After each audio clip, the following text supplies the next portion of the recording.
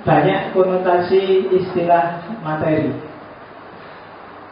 Kalau pengertian biasa sehari-hari, dalam hidup sehari-hari kita, biasanya materi itu ya, kamu ngomongnya harta, kekayaan. Dan materialisme biasanya orang menyebutnya orang yang menghargai materi, menghargai harta melebihi hal yang lain. Kalau bahasa Jawanya apa? Kedunian. Nah, kedunian itu kan yang sangat terikat sama dunianya. Maksudnya kedunian itu kan bukan dunia alam semesta ini, jadi maksudnya sangat terikat oleh hartanya. Jadi hidup mati demi harta. Nah, itu pengertian sehari-hari.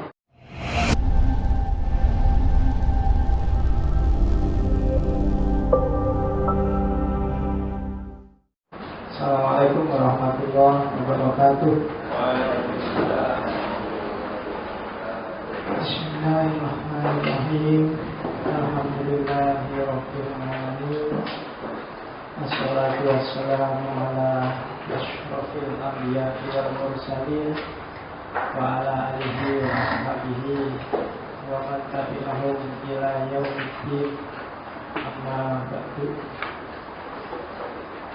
Alhamdulillah, malam ini kita bisa melanjutkan ngaji filsafat kita. Kelanjutannya minggu lalu, tema ontologi. Kemarin sudah pengantarnya, sekarang kita masuk ke salah satu modus berpikirnya. Kita mulai dari yang paling terkenal, yang istilahnya sering kita pakai. Saya tidak tahu materialisme ini nanti bisa berapa sesi. Yang jelas tak usahain 2 lah, gak banyak-banyak biar kamu gak bosan. Kalau terlalu banyak materialisme nanti jangan-jangan kamu jadi cowok matre. Ya, jadi sedikit lah materialismenya 2, atau kalau terpaksa nanti 3. Jadi hari ini saya ngomong materialisme umum aja, secara general apa itu materialisme, biar kita paham, tidak salah pakai istilahnya. Minggu depan mungkin saya masuk ke salah satu teori materialisme yang paling terkenal dari dunia filsafat, yaitu materialisme historis, dari seorang tokoh yang pasti kamu semua kenal, yaitu Karl Marx. Minggu depan aja, karena kalau tak campur kamu harus tak antarkan dulu ke dunia materialisme. Malam ini baru minggu depan kita kenalan sama Karl Marx. Kayak gimana sih materialisme historisnya Karl Marx yang menghebohkan itu, yang diterjemahkan oleh beberapa politikus dan melahirkan komunisme yang sangat dibenci di Indonesia. Nanti kita lihat, cuma minggu depan. Hari ini saya antarkan dulu ke materialismenya. Oke, bismillah. Kita buka kitab materialisme. Ya, namanya ngajikan kita, jadi sudah banyak kitab kita ya. Mulai kitab epistemologi, hermeneutik, ini kitab ontologi, bab materialisme. Halaman pertama. Terminologinya dulu. Banyak konotasi istilah materi. Kalau pengertian biasa sehari-hari, dalam hidup sehari-hari kita, biasanya materi itu ya, kamu ngomongnya harta, kekayaan. Dan materialisme biasanya orang menyebutnya orang yang menghargai materi, menghargai harta melebihi hal yang lain. Kalau bahasa Jawanya apa? Kedunian. Nah, kedunian itu kan yang sangat terikat sama dunianya. Maksudnya kedunian itu kan bukan dunia alam semesta ini, jadi maksudnya sangat terikat oleh hartanya. Jadi hidup mati demi harta. Nah, itu pengertian sehari-hari. Dan kalau ada, tadi saya bilang cowok materi apa cewek materi, itu kan dalam pengertian biasa ini, jadi bukan dalam pengertian filosofis. Kalau ada orang ngomong, kamu cowok materi, kamu nggak perlu tanya ini materialisme historis atau materialisme nggak usah diperjelas itu maksudnya, ya maksudnya kamu kok perlindungan banget sih sama itu. Nah, itu jadi pengertian biasa saja. Jadi senang sama duit, senang sama harta, senang sama kekayaan, itu materi. Materialisme dalam pengertian sehari-hari. Ini yang dihindari-hindari oleh orang-orang yang senang spiritualitas, yang suka moralitas. Pokoknya harta nomor sekian lah. Uang itu bagi saya nomor 4. Yang 1, 2, 3 masih belum jelas apa. Doa itu materi namanya. Jadi uang tidak nomor 1 tapi utama. Kan ada yang gitu. Semuanya tidak bisa dinilai dengan uang, tapi semuanya butuh uang, sama aja. Jadi banyak orang yang bulat ujung-ujungnya duit. Nah, UUD itu ideologi materialistik. Oke. Jadi pengertian biasa. Dan itu setiap hari kita ketemu dengan itu. Yang kedua, materialisme adalah dari sisi ilmu pengetahuan. Orang biasanya menyebut materi, materialistik, materialisme dalam ilmu itu biasanya untuk merujuk pada ilmu-ilmu eksakta. Jadi ilmu yang bekerjanya atas dasar materi, ilmu yang dirumuskan, dikonsepkan, diteoritisasi, basisnya adalah materi. Dan itu ilmu eksakta, IPA, matematika, biologi, fisika. Jadi dasarnya itu materi. Materi itu level realitas yang paling rendah. Kalau kalian belajar hierarki ilmu-ilmu, itu banyak filosof yang bilang bahwa level ilmu paling rendah itu ilmu-ilmu eksakta. Karena ilmunya ilmu nek basa Jawa ini ilmu katon. Jadi bisa diukur, bisa dibahas, kamu tinggal menjelaskan. Nggak perlu dipikir jadi betul, sudah kelihatan. Hitung-hitungannya jelas. Meskipun hari ini justru ilmu eksakta itu levelnya paling tinggi kan. Ketika anak paling pintar itu masuknya harus IPA. Kalau masuk usuluddin itu biasanya buat-buatan terakhir-terakhir. Kalau sudah nggak laku di eksakta. Jadi ilmu pengetahuan itu justru yang lebih rendah, itu ilmu materi. Karena dasarnya materi. Barangnya kelihatan terukur. Sebenarnya lebih jelimet yang melampaui materi yang kemarin kita sebut metafisika. Tapi bukan berarti tidak penting, tapi ini level paling dasar dari ilmuwan, yaitu ilmu eksakta. Alatnya jelas, logika. Nah, melampaui semua itu, melampaui pengertian sehari-hari, melampaui ilmu pengetahuan, ada sistem filsafat namanya materialisme. Melampaui itu bukan berarti terus tidak biasa dan tidak ilmiah, bukan berarti tidak ada hubungannya dengan sehari-hari dan tidak ada hubungannya dengan ilmu, tapi merangkum semua itu. Dia masuk lebih dalam lagi dan menganggap sebagai materi lah dasar kenyataan segalanya. Tidak ada orang bisa mikir, tidak ada orang bisa eksis, tidak ada orang bisa hidup tanpa bersandar pada yang namanya materi. Keberadaan kita di dunia, bahkan keberadaan dunia ini, itu dasarnya materi. Itu nanti materialisme. Tapi secara terminologis itu, nanti yang filsafat ini panjang, kita bahas satu sesi malam ini. Yang biasa nggak perlu saya bahas, ya ilmu pengetahuan, ya cuma kamu perlu ngerti itu aja, yang nanti didalami oleh teman-teman dari sains dan teknologi. Materi itu apa sih? Mendefinisikannya kayak kemarin. Biasanya orang melawankan materi itu sama metal, biasanya sama form, substansi itu biasanya hubungannya sama materi. Yang jelas ciri sesuatu disebut materi itu paling tidak 3. Yang pertama, mempunyai keluasan. Yang kedua, punya ruang dan waktu. Yang ketiga, bisa diakses oleh indera, panca indera. Dan untuk bisa diakses biasanya harus dia punya bentuk dan punya rupa. Di luar itu berarti dia bukan materi. Kalau tidak punya keluasan itu maksudnya dia punya manifestasi secara fisik, dia punya tidak cuma ide. Biasanya orang menyebutnya keluasan. Nanti mungkin ketika kita masuk ke dualismenya model Descartes, ada istilah-istilah yang pakai istilah keluasan. Keluasan itu berarti kepanjangan dari ide. Tidak cuma berhenti di pikiran, dia meluas sampai ke realitas. Itu materi. Jadi kalau cuma masih ide, itu belum materi, belum nyata. Dan yang tidak nyata bagi materialisme tidak hakiki, tidak eksis, berarti dia tidak benar, tidak ada gunanya dibahas. maka dia harus meluas dulu, baru hakiki. Kalau cuma ide, nggak ada gunanya. Saya ingin jadi orang yang pinter, cuma ide, suruh belajar nggak mau, kuliah males, kayak nanti nongkrong gitaran, nonton bal-balan setiap hari. Ya ide, nggak ada keluasannya berarti, nggak meluas. Berarti apa? Nggak wujud. Ketika itu nggak wujud, nggak perlu dibahas, dia nggak eksis. Tapi kan esensinya saya pinter, nggak peduli, nggak ada esensi. Esensi itu dibentuk oleh eksistensi. Dia harus meluas. Kalau ada wujudnya, baru bisa kamu simpulkan. Manusia itu hakikatnya jahat. Entahlah hakikatnya jahat apa hakikatnya baik bagi materi. Yang penting perwujudannya jahat gak? Atau perwujudannya baik gak? Kalau perwujudannya baik, berarti esensinya dia baik. Kalau perwujudannya jahat, berarti esensinya dia jahat. Itu keluasan namanya. Yang kedua, ada ruang, ada waktu. Itu nggak perlu dijelaskan. Berarti masuk ke dimensi hidup kita. Dimensi kita ini kan dimensi ruang dan waktu. Tidak bisa dibayangkan dunia tanpa ruang, dan tidak bisa dibayangkan dunia tanpa waktu. Nanti filosof abad tengah sibuk membahas ini.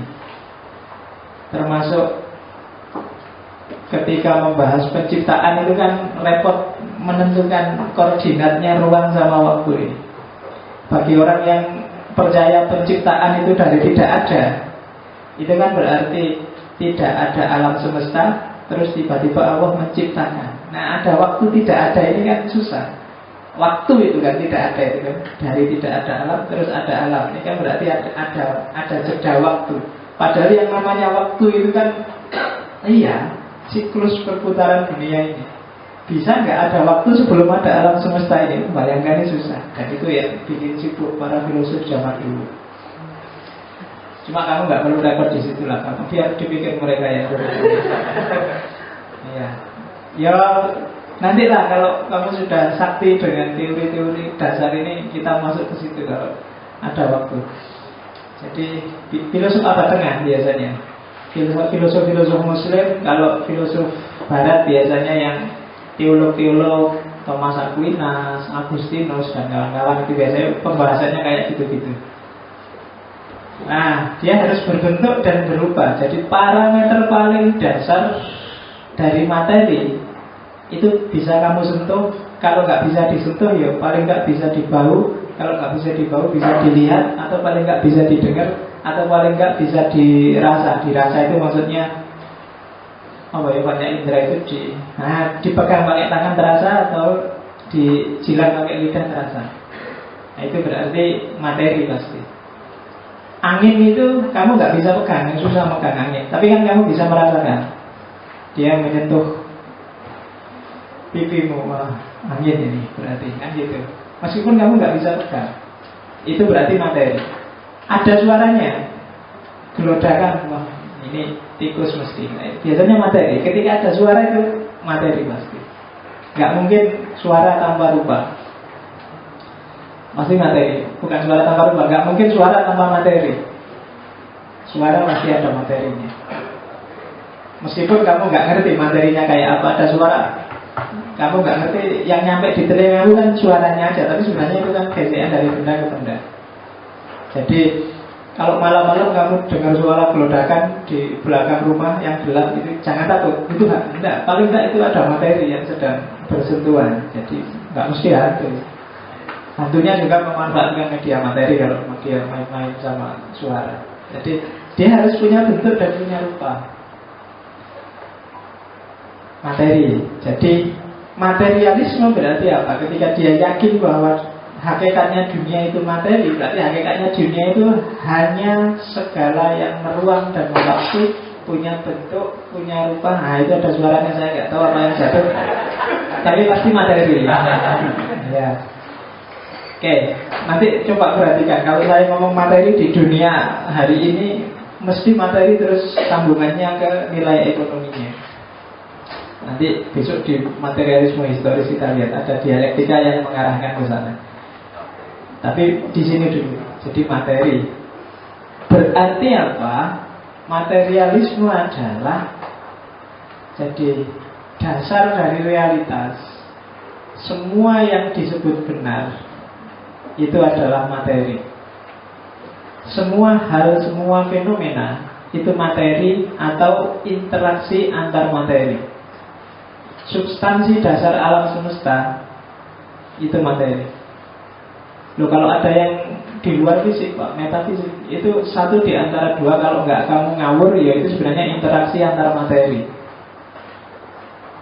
Dalam agama kan banyak itu kan, hal-hal yang menurut kamu metafisik kok ya. Tapi orang tidak akan bisa berpikir, tidak akan bisa mengakses, tidak akan bisa hidup kalau tidak menyambungkannya sama materi. Karena dasar kenyataan itu materi. Isi yang ada di pikiran kita itu kan dari pengalaman sehari-hari, yang itu sifatnya materialistik. Ayo, tak tanya. Misalnya yang paling abstrak dalam agama, apa ya? Hari kiamat. Besok di hari kiamat kita akan digiring ke padang mahsyar. Bayanganmu apa digiring ke padang mahsyar itu?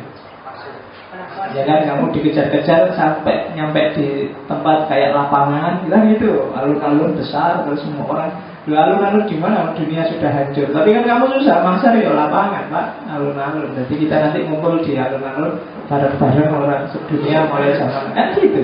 Susah, kamu nggak menyangkutkan materi. Besok kita amal baik dan amal buruk kita akan ditimbang. Ayo, saya ngomong ditimbang, yang muncul di kepalamu apa? Timbang. Jadi kalau di komik-komik surga neraka itu kan mesti kabari besok kamu akan dibawa ke, ada timbangan besar, kamu ditaruh di bawahnya terus ditimbang. Kalau yang berat sebelah kanan gitu. Itu kan bayanganmu. Kenapa kamu? Karena kamu tidak bisa berpikir di luar materi.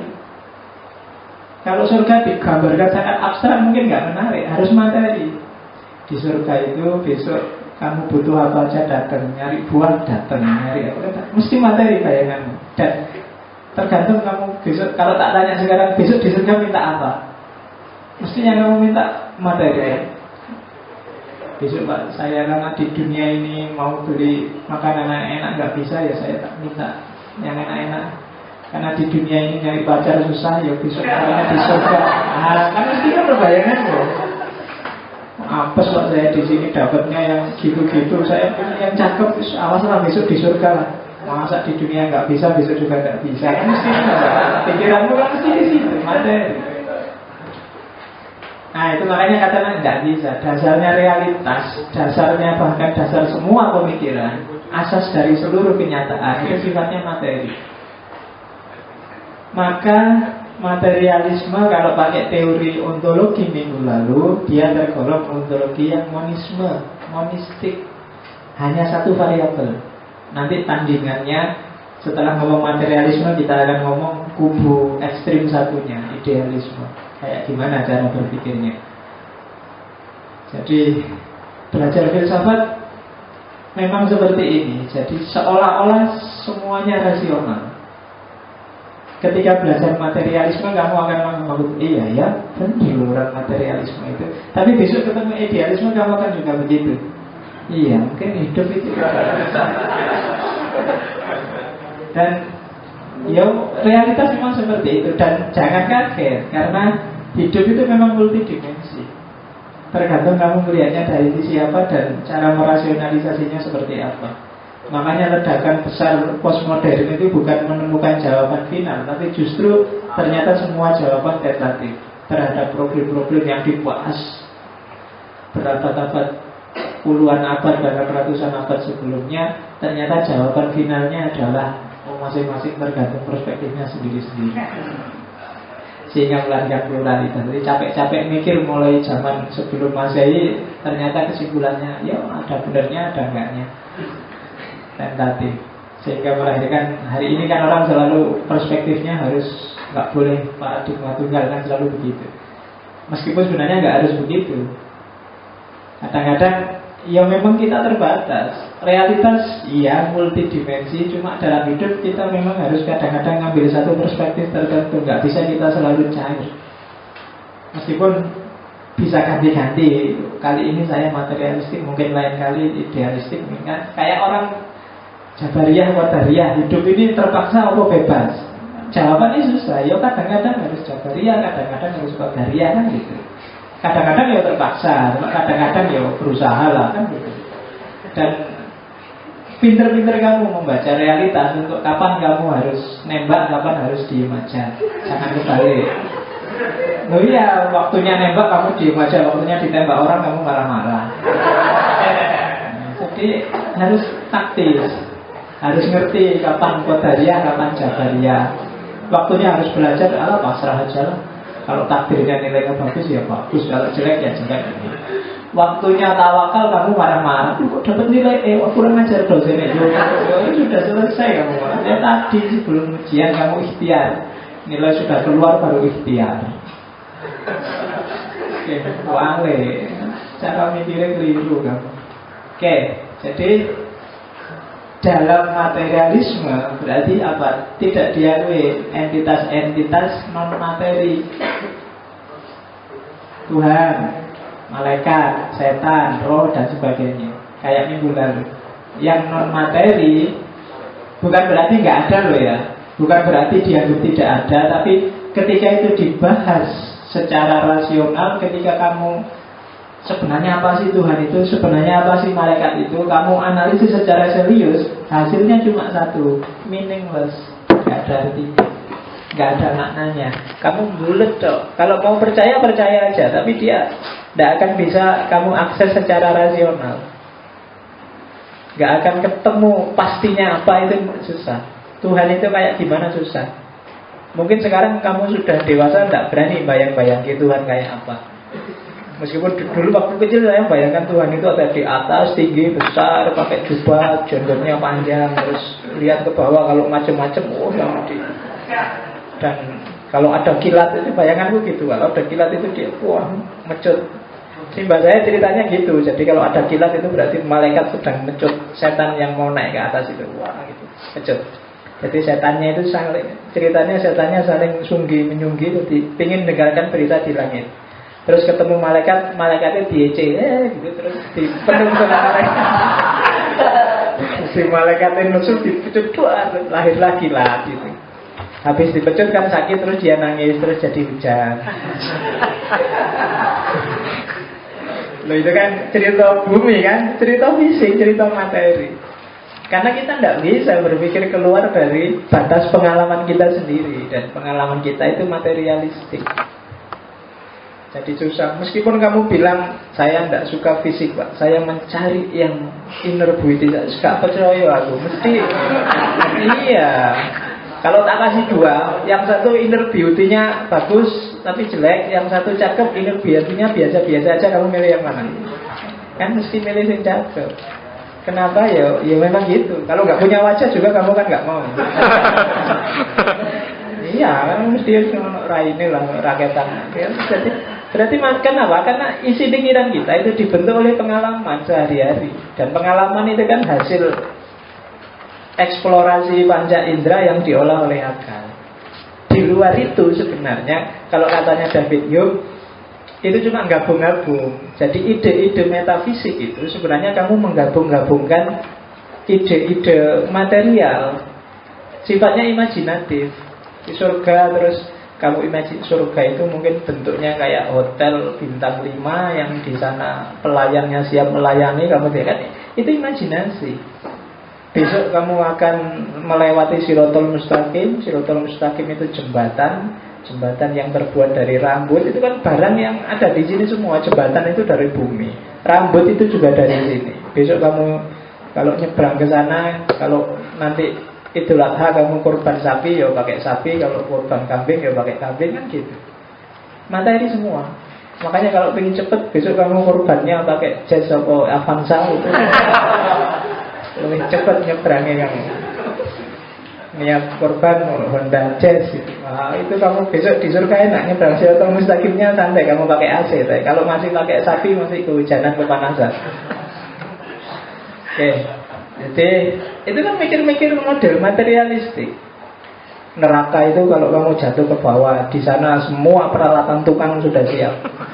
Mulai palu, gergaji, lenggis, ada di sana semua di neraka itu. Itu kan pandai besinya kan itu, bayangan itu kan coba dilihat di komik-komik neraka itu kan gitu isinya. Itu mesti pesennya di bumi itu. Apa yang di akhirat pandai besi? Besok kalau kamu nakal dikepruk pakai palu, digergaji, waduh, disetrika, macam-macam. Itu menunjukkan bahwa kita tidak bisa berpikir di luar batas pengalaman, dan pengalaman itu ya kehidupan nyata sehari-hari.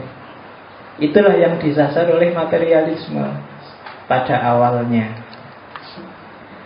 Oke, kenapa sih kok banyak orang percaya, banyak orang meyakini, sadar atau tidak sadar? Sebenarnya banyak orang madhabnya itu materialis. Suka atau tidak suka, meskipun kamu caci maki setiap hari, materialisme itu saya tidak setuju, tapi sebenarnya kamu sering materialistik. Agama aja yang abstrak, toh kamu material. Sholat aja kalau nggak diiming-imingi, jamaah itu dilipat gandakan 27 derajat. Ya, hitung-hitungan materi. Nggak tahu saya itu derajat Celcius atau derajat Kelvin. Kalau derajat Kelvin itu masih dingin, kalau cuma 27 dia karena agak panjang. Kalau derajat Celcius masih hangat. Yang 100 derajat saya tidak tahu panasnya kayak gimana. Kenapa pakai istilah derajat saya juga tak ngerti. Padahal di hadisnya nggak ada kan istilah derajat itu. Di sini jadi derajat. Tapi fisik, perhitunganmu fisik. Agama juga sama. Tuhan kan kamu negosiasinya kan pahala. Kalau pahalaku banyak ya kasih surga. Kalau pahalaku dikit diampuni aja lah. Kalau ditambahi gimana caranya. Perhitungan, hitungin transaksi kita sama Tuhan itu fisik. Beragamanya materi. Kenapa sih cara berpikir ini gampang diterima? Yang pertama, bagi orang intelektual, materialisme itu menjanjikan. Dari materialisme orang, karena parameternya jelas. Sains itu lahir karena orang berpikir materialistik, bahwa ada yang bisa diukur, ada yang bisa dijelaskan, ada yang bisa dipahami secara gampang. Dari situ kan lahir sains. Kalau orang tidak percaya sains, kayak Ghazali misalnya, dia nggak percaya sains, nggak percaya kausalitas. Bagi dia kausalitas itu nonsens, nggak ada. Jadi kalau ada sebab dan akibat itu sebenarnya bukan sebab akibat, ya karena Allah menghendaki begitu aja. Air tidak menyebabkan basah, cuma peristiwa basah datang setelah airnya ada. Jadi peristiwa air membasahi dengan basahnya kain itu beda. Itu Ghazali, nggak percaya sebab akibat. Itu nggak akan bisa jadi sains. Kalau orang dipenggal kepalanya itu bukan sebabnya dia mati. Karena kalau Allah menghendaki dipenggal pun nggak mati. Itu agama kan banyak yang kayak gitu. Kalau cara berpikirnya kayak gini nggak akan jadi sains. Kalau makhluk hidup nggak makan 7 hari masih hidup nggak? Kalau sains kan tinggal dihitung. Oh enggak, dia pasti sudah mati karena kehabisan nutrisi, kehabisan oksigen, kehabisan. Tapi kalau kamu nggak percaya dengan sebab akibat, ya udah mesti lah. Kalau Allah menghendaki, meskipun 40 hari nggak makan, dia masih bisa hidup. Susah, sains nggak bisa jalan. Sains bisa jalan kalau kamu punya kepastian-kepastian, ukuran-ukuran parameter yang jelas. Dan itu adanya di level materi. Kalau di level rohani ya susah lagi kan. Orang nggak bisa kalau levelnya rohani, misalnya tembok ini warnanya hijau apa warnanya kuning. Kamu harus, kalau sains kan jelas ini warnanya hijau. Kalau kamu bilang tidak mesti Pak, kalau orang yang lagi stres, lagi mabuk, ini warnanya bisa abu-abu, bisa kuning. Ya, susah lagi kan kalau kayak gitu. Jadi harus ada parameter jelas untuk perkembangan sains. Dan itu adanya di paradigma yang materialistik. Jadi kalau pacarmu marah-marah, kamu kok matre banget sih? Tidak apa-apa. Matre itu kan berarti jelas ukurannya. Kalau kamu dituntut materi kan gampang, uangmu banyak selesai. Tapi kalau kamu mau jadi orang yang baik hati, kamu mau jadi orang yang itu susah parameternya. Tapi kalau materi jelas parameternya. Begitu kamu punya mobil, oh berarti sah.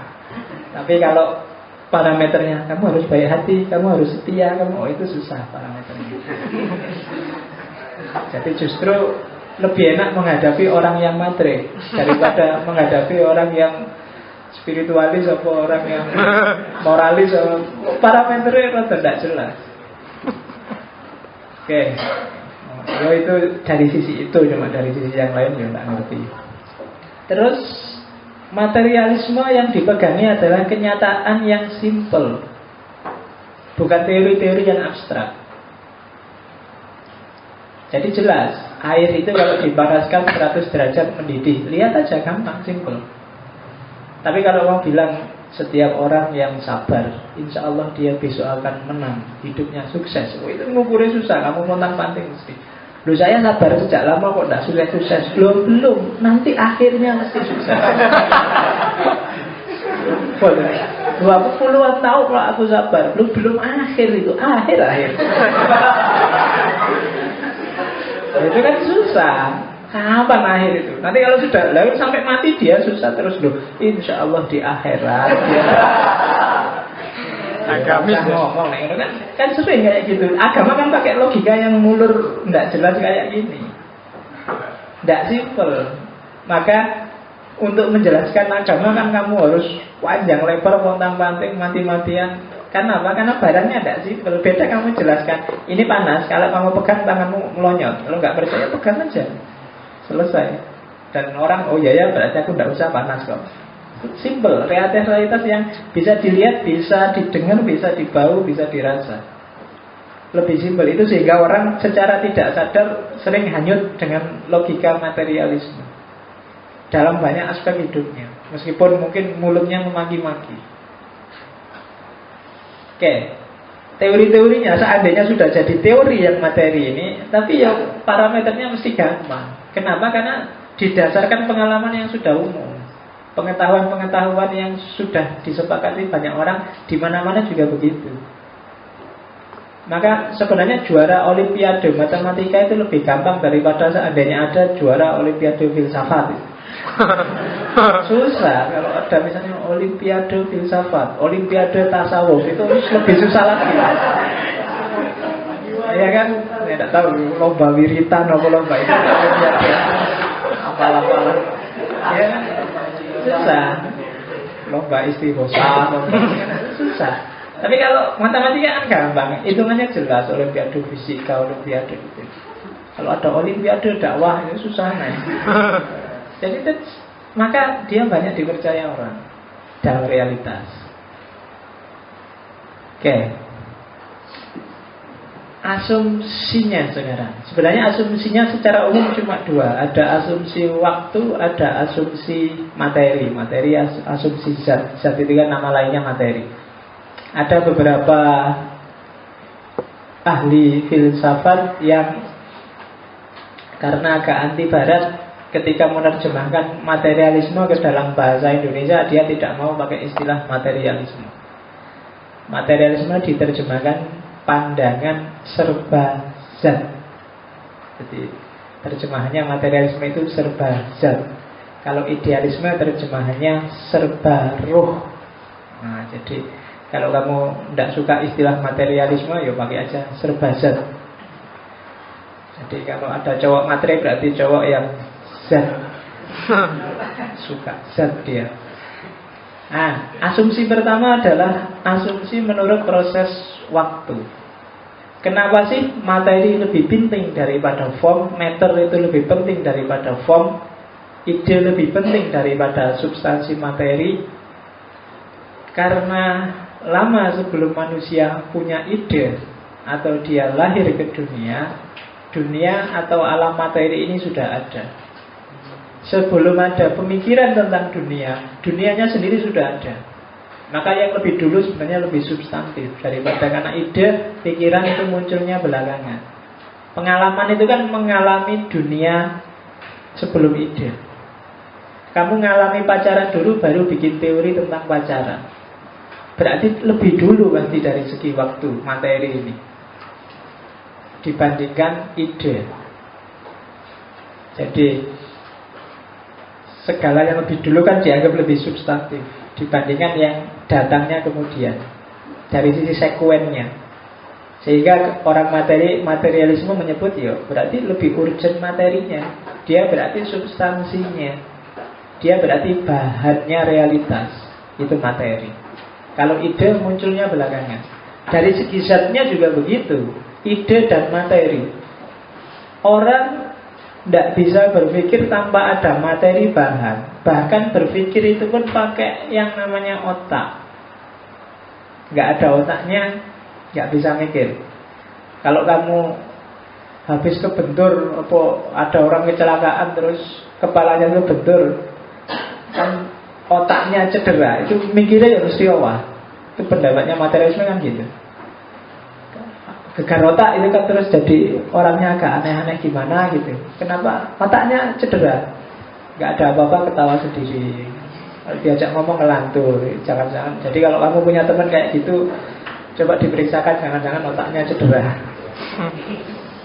Jadi ternyata berpikir tergantung materi yang namanya otak. Katanya materialisme. Meskipun kamu beda Pak, mikir itu ruhania. Kalau otak itu kan fisik loh. Tapi fisik yang namanya otak ini ketika dia berubah, ketika dia kacau, ketika dia rusak, aktivitas berpikir yang kamu sebut rohani juga ikut rusak loh. Jadi kalau saraf-saraf di pikiranmu suplai hormon, suplai zat-zat kimia tertentu kacau, ya caramu mikir juga kacau. Dunia rohanimu juga kacau. Makanya ada aliran namanya behaviorisme dalam psikologi. Itu kan mungkin dulu pernah tak ceritain bagaimana orang jatuh cinta, orang patah hati, orang seneng, orang sedih, itu ada zat kimia tertentu yang dikeluarkan oleh otak dan itu mempengaruhi. Kamu jatuh cinta, jangan dianggap jatuh cinta pada cewek itu fenomena rohania. Itu bagi materialisme, behaviorisme di psikologi itu sebenarnya fenomena fisik. Begitu lihat cewek cakep, langsung hormon. Kalau kamu normal loh ya, hormon produksi, hormon ini diproduksi massal dan wah, sehingga kamu terbayang-bayang terus. Karena ini saya lupa namanya, tapi ada hormon seperti itu. Itu yang bikin orang kalau pacaran itu seolah-olah dunia kiri kanan nggak ada siapa-siapa. Meskipun pikiranmu masih sehat, tapi kamu ke situ terus. Jadi bukan pikirannya ternyata, tapi ada hormonnya yang nyetir caramu berpikir. Kalau di penelitianku kan tak sebut itu yang filsafat cinta itu. Saya lupa tahun 2001 yang diterbitkan kolam itu. Jadi kalau hormon ini, hormon jatuh cinta ini ternyata diproduksi tidak selalu dan tidak massal, terbatas. Jadi paling seandainya kamu pakai tiap hari hormon jatuh cinta itu, ketika jatuh cinta kamu tiap hari bikin puisi, tiap hari yang-yangan, tiap hari SMS-an, itu tidak lama, paling lama 2 tahun. Kalau sudah 2 tahun biasanya sudah tidak kayak waktu kamu jatuh cinta pertama, karena mulai berkurang zat kimianya. Bisa-bisa habis kalau kamu pakai tiap hari. Jadi rasanya beda. Kalau kemarin lihat yang lain itu sudah ada yang cakep sekalipun, begitu 2 tahun kok banyak ya yang lebih cakep dari pacar saya. Iya. Yo, makanya kalau pacaran jangan boros. Irit dikit-dikit lah. Hemat. Iya, dihemat, jangan dihabis-habisin. Yo. Ini kayak listrik ya. Iya, jangan SMS tiap hari, antar jemput tiap hari, gombal-gombalan tiap hari, buat apa? Dikit-dikit aja. Cicil. Iya, yo kira-kira setengah tahun sekali lah. Kayak musuhan. Ya, kayak musuhan. Kalkulasinya biar awet. Kalau dibilang kamu mau tidak setia, tidak pernah SMS, tidak pernah tenang aja, biar kita awet. Awet sekali. Nah, kalau diborosin jadi kacau. Jadi biar kita awet lah jangan.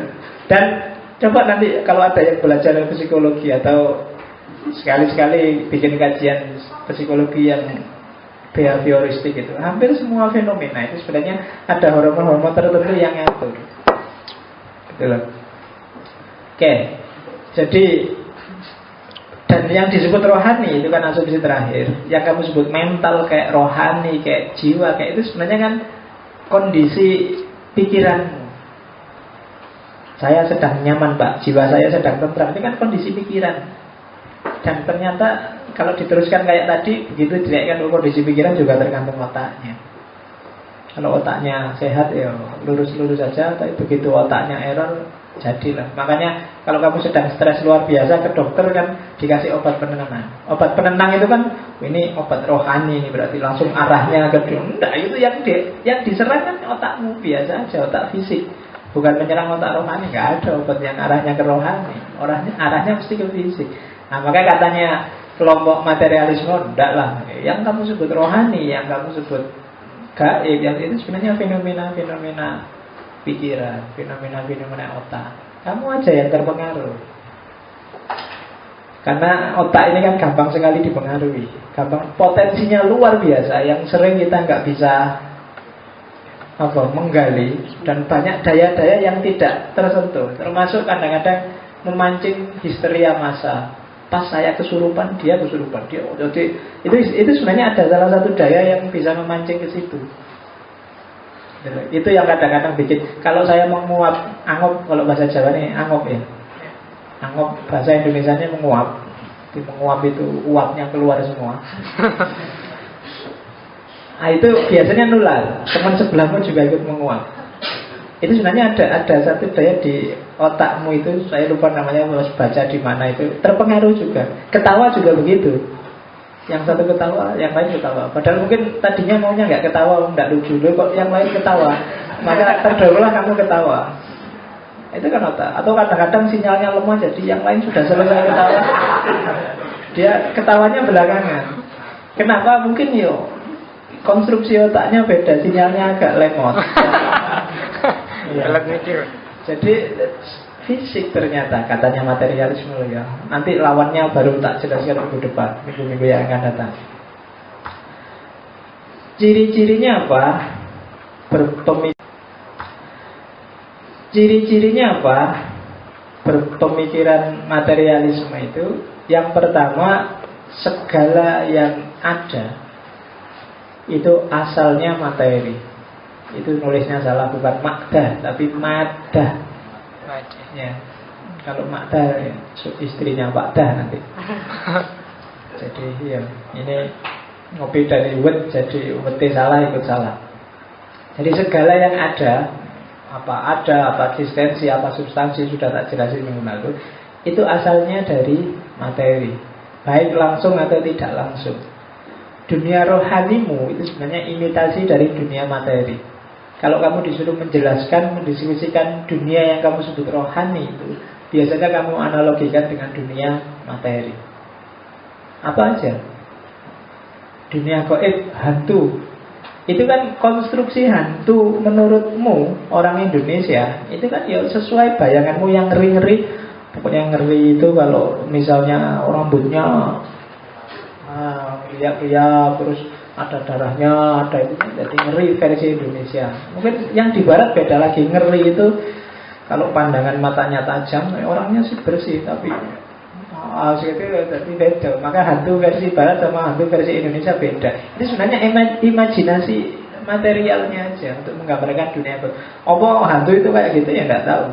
Apalagi Indonesia imajinasinya luar biasa. Ada suster ngesot, ada apalagi film-film yang baru-baru itu, ada pocong goyang pinggul, ada aneh-aneh, suster keramas, suster ngesot, pocong galau, ya kan, imajinasi. Kalau di barat kan beda lagi. Kalau ada hantunya, misalnya bayangannya hantu itu kayak vampir, itu kan pakai jas, pakai dasi, cakep, mulus. Kalau di Indonesia kan pocong, kuntilanak, apalagi wewe gombel, apalagi genderuwo, soalnya nggak ada yang cakep sama sekali. Sundel bolong, sudah cakep-cakep tapi bolong.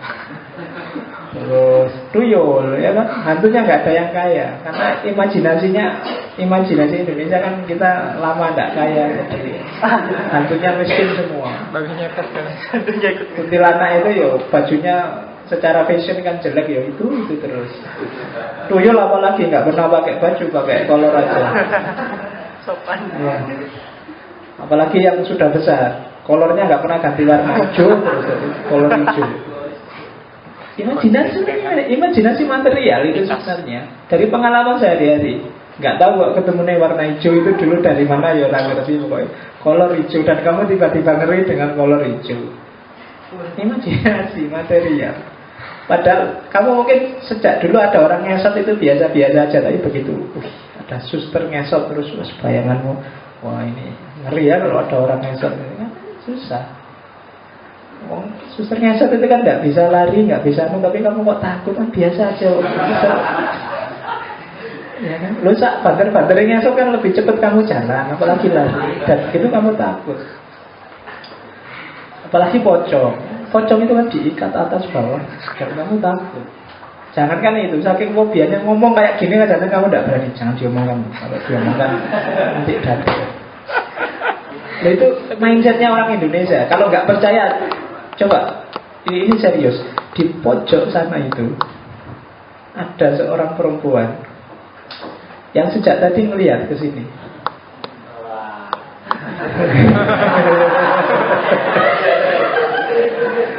Dia sejak tadi ikut senyum-senyum. Kalau kamu ketawa, dia ikut ketawa. Dan percayalah nanti kalau ada malam-malam di sini sendirian, ada suara geledak itu dia langsung rambutnya naik. Ya, ini serius loh ya. Aku takut ya. Dan kamu sudah deg-degan kan aku ngomongnya itu. Tapi serius saya. Oke, tak lanjutin itu urusanmu. Sekarang kelolalah sendiri rasa ngerimu. Oke, kalau materialisme dia tidak yakin ada yang goib-goib. Goib itu ya kreasi mental. Dan mental itu ya pengaruh tadi, pengaruh otak, pengaruh pikiran, pengaruh. Itu karanganmu aja. Buktinya ya wajahnya bisa macam-macam. Ada penelitian, mungkin kamu pernah baca bukunya tentang mati suri. Mati suri itu sebenarnya belum mati kan. Dia masih ya antara-antara lah. Dan pengalamannya itu sesuai dengan tradisinya masing-masing. Yang Kristen merasa ditemui Yesus, yang Islam merasa ketemu malaikat, yang macam-macam. Ada yang ketemu saudaranya, ada yang ketemu sesuai imajinasi setiap harinya dia. Mungkin ketemu pacarnya yang lama, atau ketemu bapaknya yang dikangeni, atau pokoknya selalu sesuai dengan apa yang ada di bawah sadarnya. Jadi kalau saya mati suri ketemu Yesus ternyata, jangan keburu berarti memang benar Kristen ini bukan Islam. Tidak, itu sebenarnya dari manifestasi bawah sadar. Karena kalau sudah mati beneran, tidak mungkin dia bisa kembali. Mati suri. Kalau mati suri itu kan berarti kondisi state ketika sebenarnya masih ada relasi antara rohani sama jasmaninya, cuma jasmaninya sudah sangat parah sehingga tidak merespon sinyal dari rohaninya, kan gitu aja. Sehingga memori bawah sadarnya naik semua. Kan fenomena itu. Tapi kan kalau ada yang kayak gitu kan kamu terus, wah luar biasa. Kamu anggap dia sudah mengembara di dunia spiritual. Padahal itu biasanya bawah sadar. Mimpimu kan itu sebenarnya kayak, kalau kamu mimpi kan sebenarnya manifestasi bawah sadar semua. Yang namanya bawah sadar itu nggak bisa dikontrol. Biasanya kalau kamu sudah bercita-cita, saya ingin nanti malam ketemu dia, tidak ketemu mesti. Kenapa? Karena kamu sudah tarik dia dari bawah sadar ke atas sadar. Tapi ketika otakmu sampai di level beta, itu biasanya bawah sadarnya ke atas sendiri. Kalau banyak data tentang pacar lama, dia akan naik sendiri ke atas waktu kamu tidur.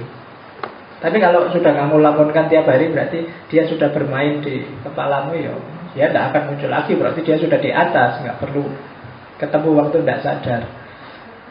Psikologi yang bisa begitu.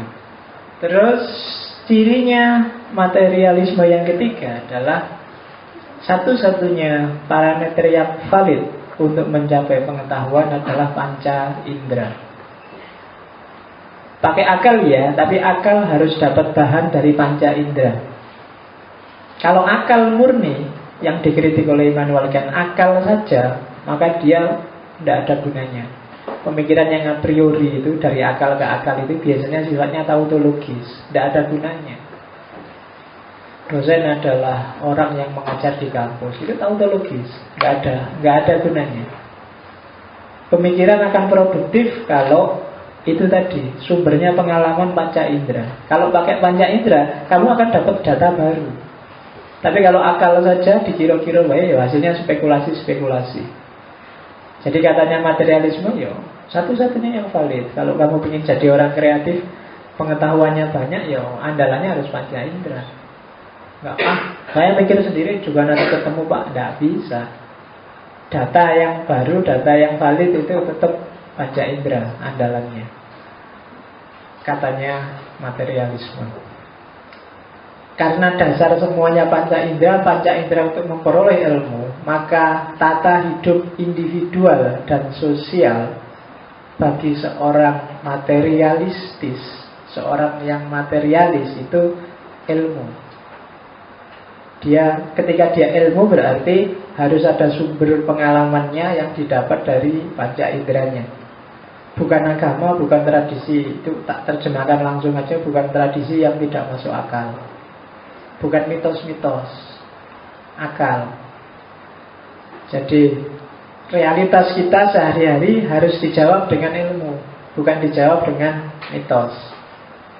Baik mitos itu dari agama maupun dari tradisi, katanya kelompok materialis. Kenapa? Karena kalau begitu itu ilmu berarti jelas ukurannya, manfaatnya jelas, bahayanya jelas. Tapi kalau dari mitos, dari agama, dari tradisi sering-sering tidak jelas. Kamu disuruh A tidak tahu mengapa, disuruh B juga tidak tahu mengapa. Tradisi Jawa misalnya kita harus membuang tumpeng di laut setiap hari apa gitu kan. Itu tradisi jelas. Mungkin agama marah-marah, tapi secara ilmu masuk enggak ya? Kira-kira harus buang tumpeng enggak ya? Atau jangan-jangan daripada boros besok simbolik aja lah tumpengnya, jangan diganti tumpeng yang serius, mungkin diganti tumpeng plastik aja loh ya simbol. Misalnya tapi enggak, itu nanti kan penghuni laut selatan itu gaib lagi. Jadi cara berpikirnya ilmu, dan ilmu itu ya kayak tadi sumbernya panca indera, bukan tradisi. Kalau itu tradisi, ukuran benar salahnya yang susah. Orang bisa debat pakai 1001 dalil, tapi membuktikan kira-kira pasnya apa susah. Agama kan gitu, aliran A, aliran B, mazhab A, mazhab B, itu kan dari akal ke akal. Pasnya gimana nggak tahu. Besok kalau kamu mau jadi peserta bom bunuh diri, begitu kamu meninggal, kamu akan dijemput bidadari yang jumlahnya 7 ya? Berapa? Banyak kok itu, tidak cuma 7, 70 berapa?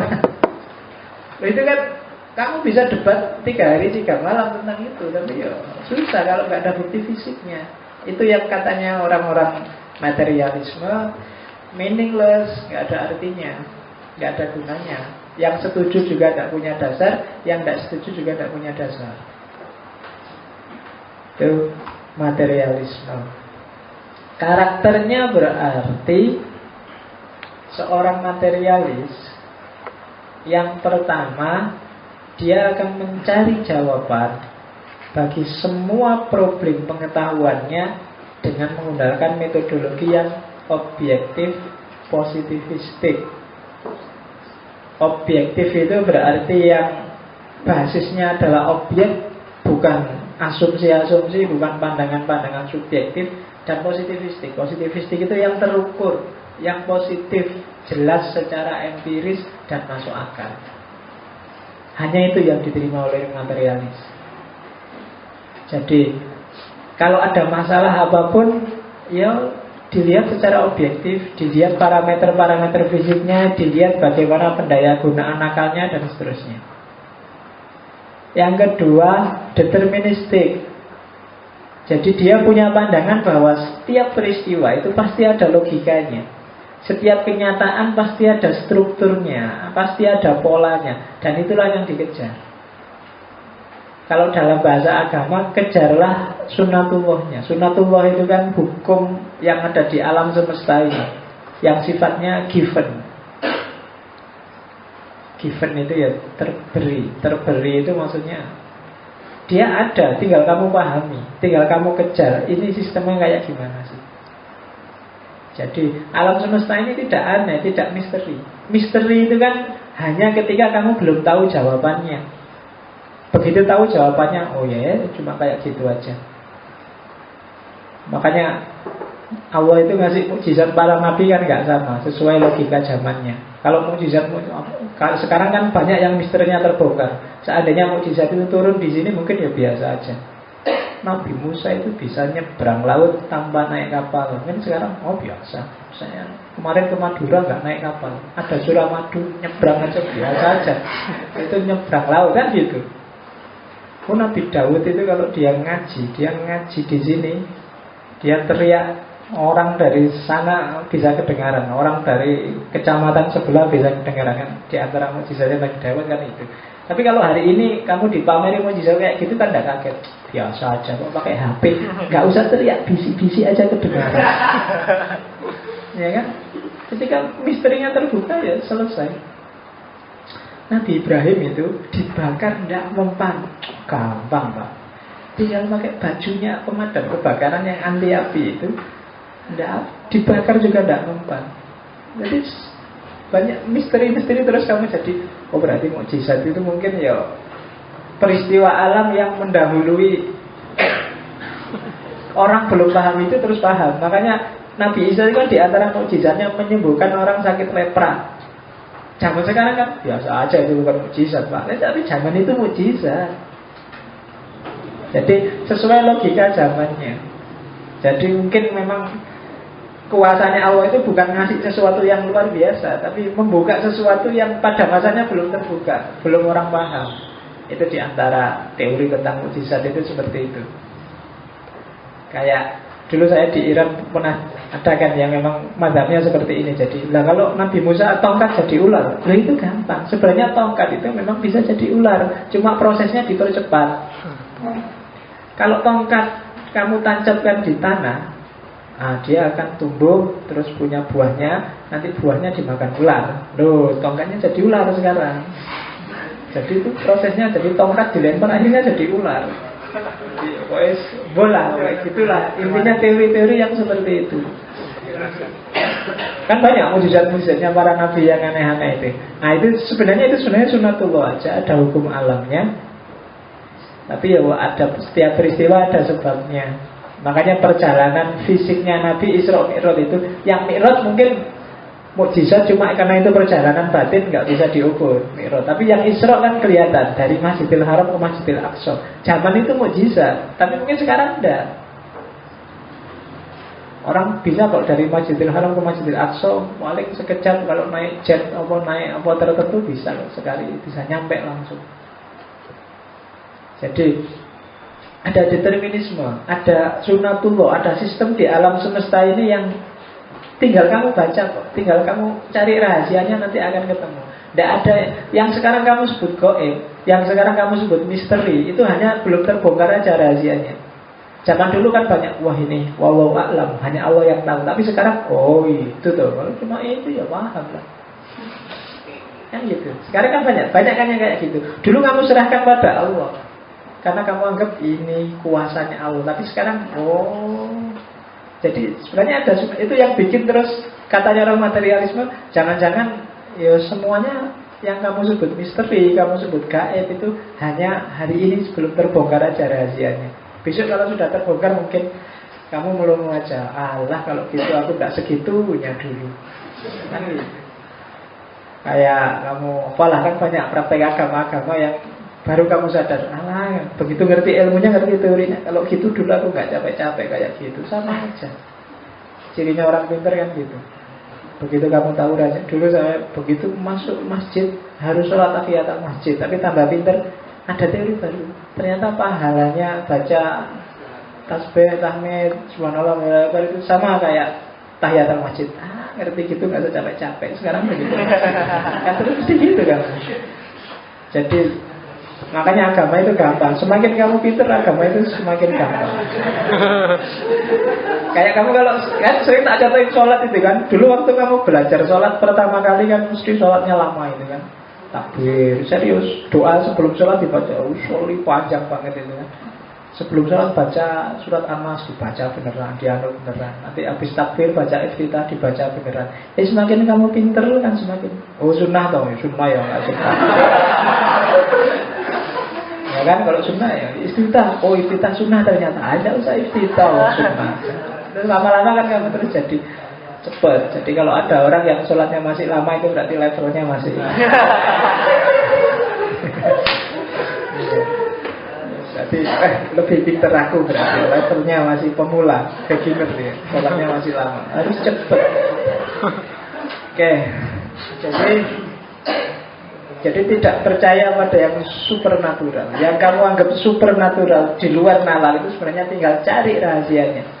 Dulu Ponari punya batu yang bisa menyembuhkan orang, coba dicek, jangan-jangan batu itu punya khasiat apa. Atau jangan-jangan sebenarnya itu kekuatan sugestif. Saya bilang tadi kekuatan pikiran.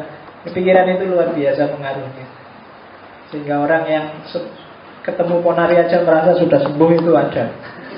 Gak usah nunggu dikasih batunya. Itu kan kekuatan sugestif. Jadi yang gitu-gitu itu sebenarnya ya fisik juga katanya materi. Cuma kita belum ngerti, belum paham rahasianya aja. Itu misteri. Yang kita sebut misteri, supernatural itu sebenarnya fenomena fisik yang belum terbongkar rahasianya. Nah itu karakter. Yang terakhir reduktif, reduksionistik. Jadi semua fenomena, semua fakta itu direduksi ke dalam aspek fisiknya. Itu materialis. Kalau kamu bilang, alah ujung-ujungnya duit, nah itu kan reduktif. Semua hal direduksi jadi uang. Pokoknya ada uang, semua beres. Nah itu reduktif kan. Semua hal direduksi di materi, di aspek materinya. Dan reduksi itu kan biasanya hal yang kompleks dijelaskan di salah satu sisinya. Hal yang banyak keseluruhan dijelaskan di satu bagian kecilnya. Itu reduksi. Dan bagian kecil kalau di materialisme ya materinya itu. Manusia berarti yang paling substansi, yang paling asasi itu ya materinya, fisiknya. Fisik menentukan, kalau kamu percaya ada rohaninya, menentukan rohani. Fisik menentukan jiwanya, pikirannya. Jadi otak itu menentukan pemikiranmu. Kalau otakmu nggak sehat, pikiranmu juga tidak akan sehat. Kalau pikiranmu nggak sehat, ya berarti jiwamu nggak sehat. Kan gitu. Jadi reduksinya pada aspek fisiknya saja. Itu karakter materialisme. Kita lihat sejarah filsafat ternyata diawali dari materialisme.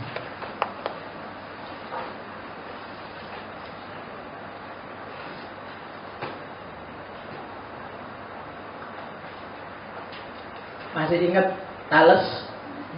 Thales orang Jawa gitu ya. Thales itu. Kalau kamu tidak percaya, bacanya memang Thales. Iwan Thales. Ya. Thales, Bode dan kawan-kawan itu.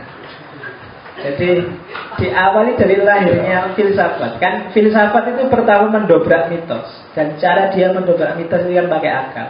Dan cara berpikirnya masih materialistik. Masih nyari intinya alam.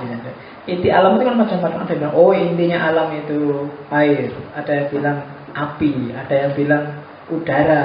Ada yang bilang angin. Terus dirangkum jadi satu, lahirlah Avatar. Air, api, udara, angin. Loh itu filosofis. Awalnya teorinya, meskipun terus jadi kartun. Kuasailah 4 unsur itu kamu menguasai kehidupan. Itu orang Yunani kan yang bilang itu. Jadi setiap makhluk katanya itu punya 4 variabel ini tergantung banyaknya yang mana. Makanya di manusia ada unsur apinya, ada. Meskipun saya tidak tahu unsur apinya apa. Kalau dulu dosenku ceritanya, kalau nggak percaya ada unsur apinya, buktinya kalau kamu marah kan terus matanya merah. Ya meskipun merah itu apa ya, terus api. Merahnya mata mungkin karena darahnya ke atas, karena tensinya naik terus jadi matanya jadi merah. Tapi apa itu ya api ya mungkin. Api itu kan mungkin simbol dari hasrat. Kalau orang apinya sudah padam berarti nggak berhasrat pada apa-apa. Jadi api ada aspek tanah, ya kan? Adam kan ciptaan dari tanah. Kalau dulu membuktikan aspek tanah itu kan gampang. Kamu jangan mandi 1 hari terus usaplah tanganmu, maka tanahnya akan keluar. Cara paling mudah. Jadi kalau kamu ada orang bilang, kamu kok nggak mandi berhari-hari? Nah, saya cuma ingin buktikan apa benar manusia itu dari tanah. Ternyata benar. Tanah kok nempel di baju, nempel di kaos. Berarti memang dari tanah. Angin juga begitu ya. Dalam dirimu kan oksigen itu kan penting. Enggak usah cerita kalau angin. Ya, enak. Air 70% malah dalam dirimu. Makanya katanya Thales, mungkin inti paling inti, meskipun ada 4 unsur itu ya janjane intinya air. Tapi itu kan cara berpikir materialistik kan.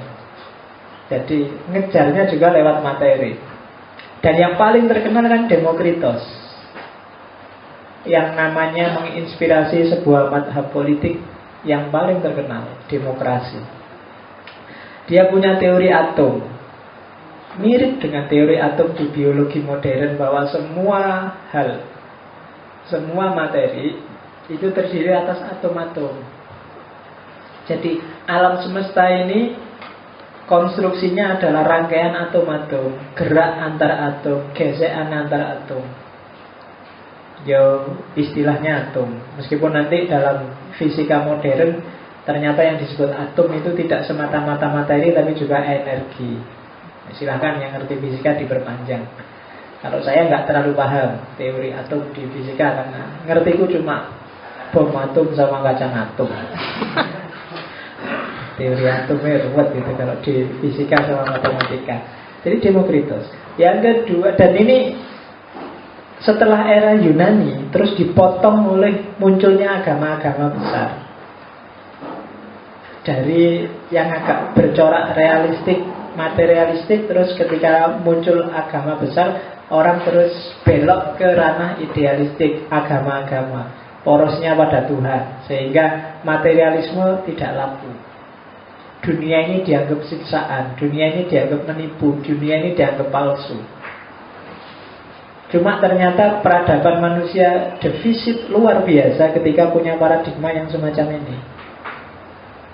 Defisit.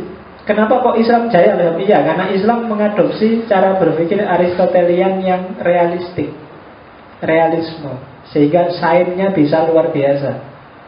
Sementara Barat yang mengadopsi Plato yang neoplatonik, cenderung agak mistik, cara berpikirnya kamu sebut terus jadi abad kegelapan. Karena sains nggak bisa berkembang dalam paradigma yang mistik serba idealis.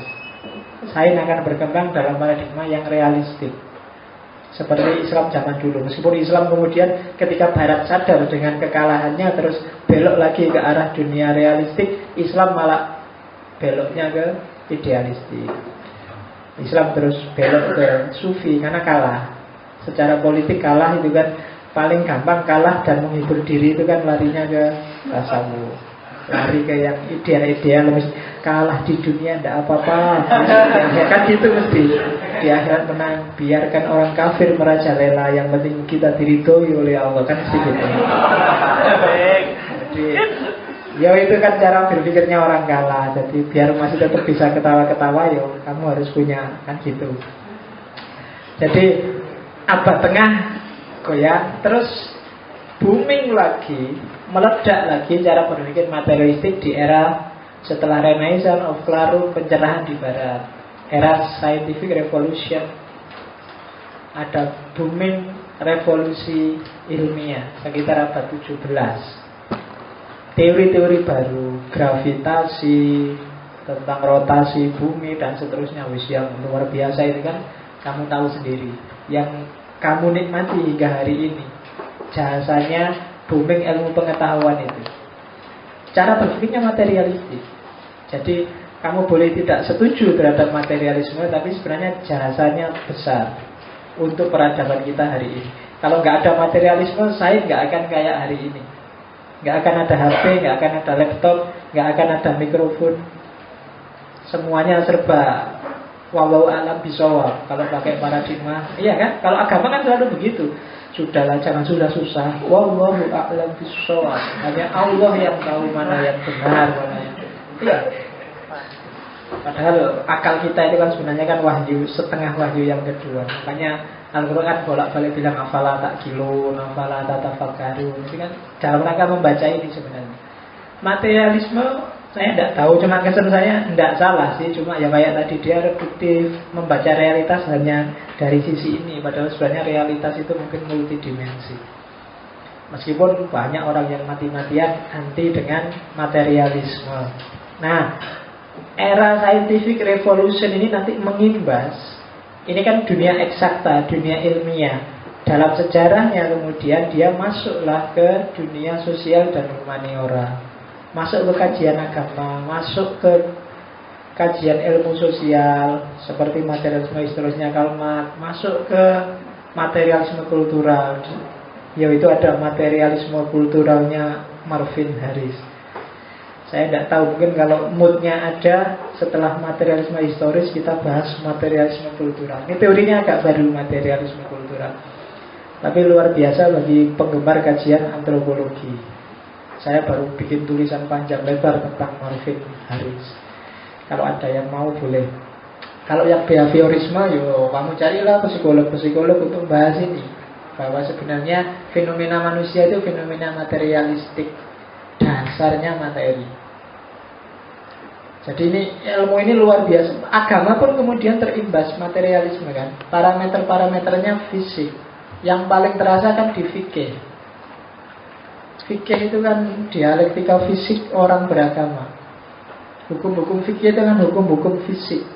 Dan itu paradigmanya biasanya positivistik. Halal atau haram. Kalau level ini namanya halal, kalau level ini namanya haram, kalau ini itu kan parameter-parameternya jelas, tegas, eksak. Sumbernya realitas, pengalaman. Jadi di antara kajian agama, kajian Islam yang dekat dengan ilmu eksakta itu sebenarnya fisik. Fikih. Kalau akidah agak dalam masuknya, apalagi filsafat, apalagi tasawuf. Tapi fikih ini fisik. Ya meskipun kadang-kadang realitas fikih itu berjarak dengan realitas sehari-hari, tapi basisnya dia fikih. Kalau saya belajar fikih kadang hukumnya aneh-aneh, itu kan ngarang sebenarnya, tapi kan basisnya fisik. Ya kalau saya di pondok dulu kan biasanya Pak Yai itu membahas hukum yang kadang-kadang di realitas juga nggak ada sampai segitunya, tapi dibahas. Bahasul masalah dibahas. Gimana kalau kita sholat terus bajunya ini benangnya lepas atau panjang sekali sampai di luar masjid sana, kok dilalah jatuhnya pas kotoran, itu sholatnya sah apa enggak? Oh, itu kan aneh-aneh kan hukumnya. Mikirnya susah, dan itu dibahas berhari-hari itu kan pakai bahasul masalah kilo-kilo. Padahal ya gampang. Kalau Pak kayak gitu potong dulu baru sholat. Nah, ini panjang kan. Gimana kalau saya mau wudu, airnya sumurnya ada, tapi tidak ada timbul, tidak ada ciduk sama sekali. Ada ciduk cuma satu, itu pun dari kulitnya babi. Aduh, susah ya. Ini wudu apa enggak ya? Kalau wudu kok ya kulitnya babi. Kalau tidak wudu, masa salah tidak wudu? Apa tayamum aja? Apa ya pakai itu aja tidak apa-apa, kulitnya dari babi. Susah. Jadi fikih kan, jadi hukumnya kadang aneh, dan yang tidak terpikirkan itu bisa muncul kalau di fikih. Tapi itu ilmu yang paling dekat dengan dunia eksakta. Paradigmanya biasanya parameternya akan jelas. Kalau tidak halal ya 5, tapi tidak 2 loh ya. Karena orang Islam hari ini itu biasanya merasa Islam itu isinya cuma 2, kalau nggak halal ya haram. Padahal ya mungkin di bawah-bawahnya dikit lah. Ya halal sih enggak, cuma dia agak sunnah. Haram sih enggak, cuma makruh lah.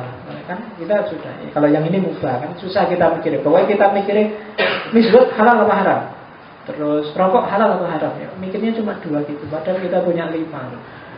Jadi itu bagi saya lebih positivistik daripada positivisme logik. Sudah dikasih 5 malah direduksi lagi jadi 2. Kan selalu gitu kan, kamu selalu tanya ini halal apa haram, kok nggak mikir? Ya kadang-kadang ada sunnah, bahkan kadang-kadang satu peristiwa itu bisa dilihat dari banyak perspektif kok. Pacaran itu halal apa haram, apa makruh, apa sunnah, apa mubah, macam-macam. Jangan-jangan malah wajib. Loh mungkin ada momen, Pak kalau saya nggak pacaran Pak, saya pusing Pak. Kalau pusing kasihan Pak, nanti saya jadi sakit, nggak ibadah, nggak tenang, kuliah nggak. Jadi coba ngerti kamu ada yang kayak gitu. Kalau saya sakit ini ibadah nggak bisa, kuliah nggak bisa. Kalau kuliah nggak bisa kasihan orang tua Pak, ini nggak selesai kuliah juga. Saya harus pacaran dalam rangka birrul walidain Pak. Jadi nah itu contohnya. Loh iya kan, bisa itu. jadi tinggal dirancang. Kadang-kadang fakta merokok halal apa haram, ya tergantung.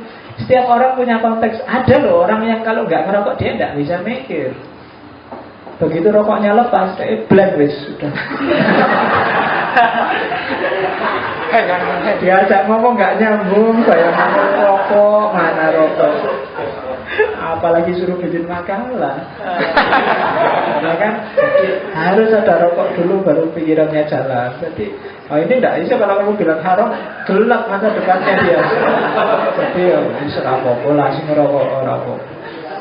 Jadi kita kan mikirnya selalu dikotomis hitam putih gitu ya. Nah, realitas itu kompleks. Jadi ngitungnya nggak bisa plus minus. Misbah halal apa haram kan? Kalau sekarang kan pokoknya misbah haram. Apapun yang terjadi, nggak ada pamer apa-apa juga haram. Bok misbah itu isinya tahlilan sama istighosah sama haram. Karena namanya misbah kan itu pikiranmu kan gitu selalu hitam putih. Jadi kalau ada tanya misbah haram apa halal, ya tergantung isinya misbah itu apa dulu. Kalau pakai begini yang ketat-ketat itu ya mungkin anulah agak makruh dikit.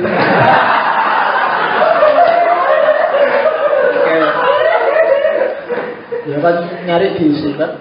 Katanya Ali bin Abi Thalib itu kalau kamu yang sakit mata yang pakai kacamata, obatnya mata itu 3. Yang pertama lihat air yang mengalir, jadi sering-sering ke pantai teduh. Yang kedua lihat ijo-ijoan.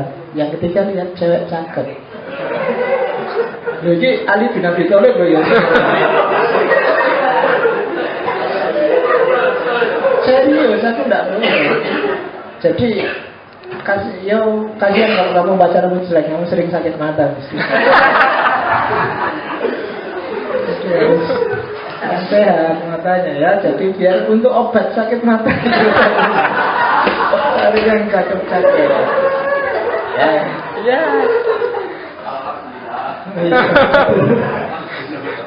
Rumusnya gitu. Jadi kalau ada, jangan lihat perempuan. Katanya Ali bin Abi Thalib malah disuruh lihat perempuan. Obatnya sakit mata itu. Oke, karena begitu lihat yang cakep kan biasanya sakit matamu hilang. Langsung bening. Oke.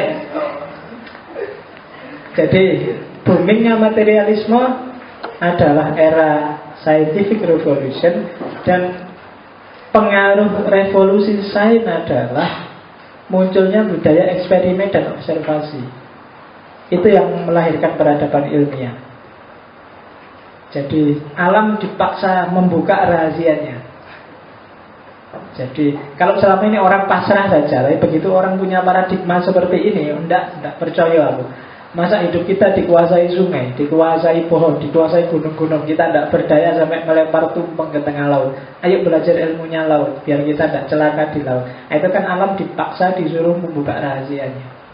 Itu karena ada tradisi eksperimen dan observasi. Itu diantara jasanya materialisme. Kalau kamu masih berpikir supernaturalisme, biasanya yuk, gimana biar kita caranya kalau melaut aman, ya berdoa saja pada Allah kan, ya. Tapi tidak, kalau bagaimana? Tidak, ya diukur ini hari apa, bulan apa, tinggi ombak seberapa, gelombangnya apa, perahu kita konstruksinya harus kayak apa. Itu kan paradigma materialistik yang mengarahkan ke situ. Dari situlah kemudian orang-orang materialisme terus masuk, terus sampai menyimpulkan bahwa sebenarnya tidak ada peristiwa yang disebut gaib itu. Setiap peristiwa pasti dia punya kausalitasnya, punya sebab akibat konkretnya. Yang kalau dilihat serius, mungkin kamu tahu bahwa oh, yang selama ini tak anggap gaib itu ternyata ya bukan gaib. Itu bisa dijelaskan secara ilmiah. Loh, kok kuburannya Gus Dur ambles? Oh, kamu nafsir neko-neko kan? Tinggal dibaca secara ilmiah, coba dilihat konstruksi tanahnya. Atau jangan-jangan memang nggak kuat jamaahnya terlalu banyak. Sebenarnya masuk akal. Ya kan? Kemarin bangunnya seperti apa, ukurannya berapa, kelembapan tanahnya, hujan berapa hari, jamaahnya ngapain aja di situ, jangan-jangan itu kan bisa.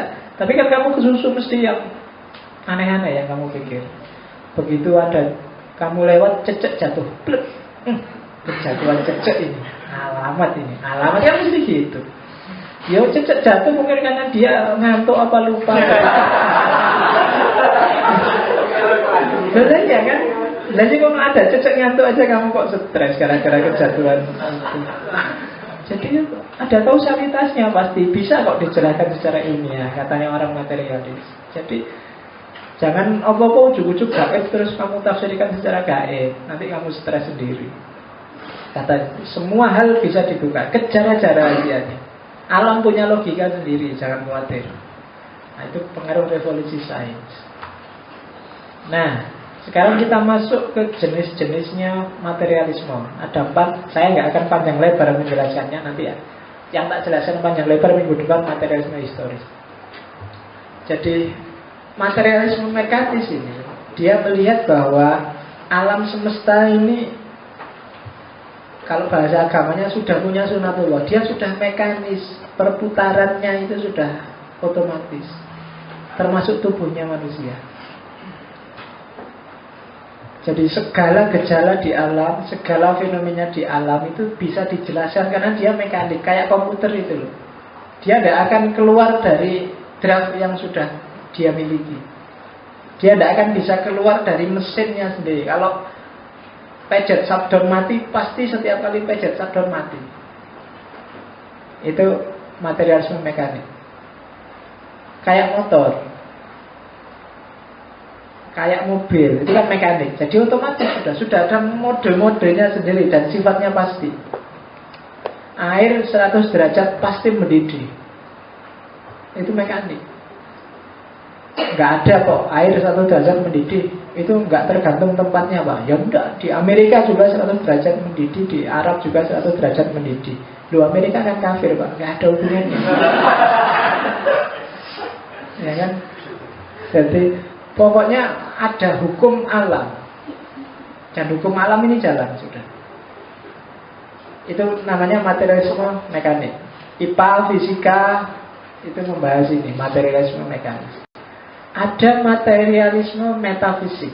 Materialisme metafisik ini ngomong tentang diam dan gerak. Jadi sebenarnya arahnya beda dengan materialisme mekanik. Dia sebenarnya setuju ada mekanik, cuma katanya materialisme metafisik, materi itu diem, statis. Setiap materi itu berdiri sendiri-sendiri, tidak ada hubungannya dengan yang lain. Kalau materi itu gerak, biasanya ada pengaruh dari luar. Jadi hubungan antar materi adalah hubungan yang saling mempengaruhi. Itu materialisme metafisik. Masing-masing sendiri-sendiri diam, cuma kemudian ada pengaruh dari luar. Yang tadi diam mungkin jadi gerak, yang tadi gerak jadi diam. Mic ini nggak ada apa-apanya, tapi begitu mulutku terbuka, pita suaraku bergetar, maka dia mengeluarkan suara. Mic-nya sendiri, suaraku sendiri, pita suaraku sendiri. Ini barang yang berdiri sendiri-sendiri sebenarnya. Kenapa aku bisa ngomong terpacu oleh kamu? Karena kamu datang ke sini, terpaksa pita suaraku ku getarkan. Tapi kalau kamu nggak ada yang datang, ya ngapain aku ngomong di sini? Ada pengaruh dari luar pasti untuk yang menggerakkan. Jadi materialisme bilang bahwa dasar materi itu isinya sebenarnya diam dan gerak. Yang gerak itu terjadi karena faktor luar, kekuatan dari luar. Jadi tidak bisa gerak sendiri. Pikiran juga begitu. Ketika dia bergerak, otak bergerak, berpikir, kan dari luar. Ketika tadi tiba-tiba hormon kejantananmu terpacu, itu kan karena gerak dari luar, ada yang di depan pakai bikini. Kalau nggak ada itu enggak. Atau kamu ciptakan sendiri apa bayang-bayang ke dewe itu kan sebenarnya pemicunya kan itu bayangan yang bikin hormon itu kemudian memancar dengan dahsyat. Jadi ada dari luar. Jadi katanya materialisme metafisik, materi-materi itu berdiri sendiri-sendiri. Cuma ketika dia gerak pasti karena pengaruh dari luar, dari yang sendiri. Jadi teh ini sendiri, aku sendiri. Teh ini ada karena pengaruhku datang. Kalau aku nggak datang, nggak ada teh ini. Ya kan? Dan teh ini sisa berapa? Apakah banyak? Apakah dikit? Kan pengaruhnya dari aku juga. Dia mandiri, cuma jadi nggak mandiri karena tak minum. Iya, dan itu relasi antar materi. Namanya materialisme metafisik. Ada diam, ada gerak. Lebih dalam lagi dari realisme metafisik, namanya materialisme dialektis. Kalau di materialisme metafisik, itu kan cuma satu, saling mempengaruhi. Tapi kalau di materialisme dialektis, teorinya lebih dalam lagi. Saling mempengaruhi antar materi, itu akan melahirkan matter yang baru, sesuatu yang baru. Itu kan nanti tokoh dialektika itu kan Hegel. Mungkin masih ingat lah teman-teman, ada tesis, ada sintesis, ada antitesis, kemudian ada sintesis.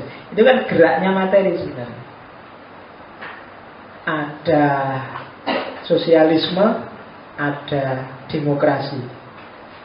Ini enaknya gimana ya? Terus ketemulah dua-duanya, dua entitas yang berbeda ketemu jadi sosialisme demokratis, kan gitu. Itu sosialisme itu mungkin tesisnya diantitesisi oleh demokrasi, lahirlah sosialisme demokratis. Dan materi selalu begitu. Ada air, ada gula, ada teh. Nah, itu kan barangnya sendiri-sendiri. Tapi begitu, ini kan saling berlawanan, beda ini urusannya. Kita digabung jadi satu, jadilah air teh. Dan gerak selalu begini, itu yang bikin realitas itu dinamis. Kalau yang materialisme mekanis tadi kan tidak tambah apa-apa, cuma saling gerak aja. Tapi di materialisme dialektis, sebenarnya gerakan antar materi yang saling bentur tadi menghasilkan sesuatu yang baru. Ada takmir, ada aku, ketemu. Sebenarnya nggak ada urusan aku, nggak ada urusan sama Yasir, nggak ada urusan sama masjid ini. Dulunya juga begitu, masjid hubungannya apa aku. Tapi terus kemudian dua materi yang berbeda ini ketemu. Bisa ngisi pengajian, Pak, Raiso, aku ngaji Raiso. Ilmuku filsafat, surah apa lah Pak, ngaji tetap tapi ganti judulnya, ngaji filsafat. Itu kan sintesis namanya. Gitu loh. Jadi ngaji sama filsafat kan meskipun nggak hakiki, seolah-olah dua dunia yang berbeda. Kalau ngaji itu harus ada kiainya, dalil Qurannya banyak, kemudian pakai serban, pakai selawatan, pakai itu. Nah, sementara filsafat kan enggak. Ngaji itu agama, teologis, awalnya harus keyakinan, keimanan. Sementara filsafat ini eksploratif, awalnya harus ragu dan mengejar jawaban. Betul. Tapi ditemukan, lahirlah sintesis baru namanya ngaji filsafat. Meskipun enggak terlalu jelas. Tapi ini namanya sintesis. Kamu selalu begitu, dalam hidup selalu begitu. Kamu maunya apa, begitu masuk kampus UIN, terus kamu berubah jadi apa? Kenapa? Kamu jadi tesisnya, UIN jadi antitesisnya. Ketika ketemu berdua, lahirlah mungkin kamu yang versi UIN sekarang, kayak dulu lagi. Itu sintesis sudah. Kamu sama pacarmu, kamu pemarah, pacarmu penyabar. Ketemulah dua, terus yang pemarah jadi sabar, yang sabar jadi mesunan. Ya kan? Yang pemarah jadi sabar, masanya nonton pacarku sabar banget, rapi enak mesun. Tapi yang sabar jadi mesunan. Wih, kita jadi orang kok pemarah, mbok sabar kayak aku. Jadi akhirnya kotor. Sintesis akhirnya. Nah, itu dialektis. Kamu paham sendiri lah nanti dialektika itu. Jadi antara tesis, sintesis, antitesis. Jadi itu persilangan antara yang satu ketemu dengan materi yang lain melahirkan sesuatu yang baru. Dan sifatnya kalau di situ disebut spiral, selalu lebih maju. Jadi teori apa ketemu teori apa melahirkan teori yang baru. Teori tentang apa? Tafsir ketemu dengan teori barat tentang hermeneutik, tentang seni pemahaman manusia, ketemu melahirkan hermeneutika Al-Quran. Selalu begitu. Teori ekonomi barat ketemu dengan muamalahnya Islam, melahirkan ekonomi Islam. Itu sintesis. Selalu begitu. Psikologi teori barat dengan ilmu jiwanya Islam ketemu, lahirlah psikologi Islam. Sosiologi juga begitu. Sosiologi teori-teori barat ketemu dengan fakta sosiologi Islam, ketemu jadilah rumusan baru sosiologi Islam. Kalau dalam keilmuan selalu begitu. Tesis, sintesis, antitesis. Mungkin selama ini beda lah Pak. Barat kan sekuler, Islam kan religius. Tapi begitu ketemu ya jadilah rumusan baru. Sosiologi Islam kan sekarang banyak yang Islam-Islaman itu kan. Semuanya dikasih Islam biar sah. Ya, Miss Wood itu kenapa kok ditolak? Nggak ada Islamnya. Kan di Jakarta ada model Miss Wood tapi ada muslimah apa gitu. Sah. Makanya kalau kamu ingin ada apa-apa kasih Islam belakangnya. Biar selamat. Coba kamu lihat Islamic Solidarity Game. Itu kan coba kemarin melihat poli juga, ya ceweknya seksi-seksi, yang supporternya nggak jilbaban juga, yang renang juga biasa kayak yang lain. Tapi kan boleh, itu Islamik kok. Makanya judulnya Islamic. Kemarin ada yang lupa, kok sana kayak nggak Islam? Itu karena namanya Islamic Solidarity Game. Jadi Islam yang solider. Jadi apa aja boleh. Oke. Lubang itu pemain-pemainnya yang Kristen juga banyak. Sepak bola Indonesia yang U23 ya yang nggak Islam juga banyak. Tapi kan boleh. Judulnya Islamik kok. Urusan isinya apa? Pokoknya Islam. Nah, itu kan materialisme dialektis. Ada dialektika antara dunia olahraga dan dunia Islam. Selama ini kan perempuan nggak boleh macam-macam kalau di dunia Islam itu. Nah, sekarang boleh olahraga. Oke. Terakhir, ini saya nggak akan panjang lebar karena minggu depan saya akan menjelaskan ini satu sesi full. tentang materialisme historisnya Karl Marx. Ini sebenarnya materialisme dialektis, cuma diterjemahkan ke dalam sejarahnya manusia. Jadi dialektika yang terjadi di tengah masyarakat. Yang punya teori dialektika itu Hegel, filosof Jerman. Sebenarnya dialektika itu sifatnya idealis, cuma dimaterialkan oleh Karl Marx untuk membaca sejarahnya manusia, yang itu nanti melahirkan konsep sosialnya Marx, termasuk masterpiece-nya di Das Kapital itu. Dan ini agak panjang, saya butuh satu sesi biar kamu paham, karena wacana ini kan di mana-mana sering diomongkan orang, meskipun jarang orang yang paham benar apa sih maunya Karl Marx. Ya, jadi ya, coba kita lihat.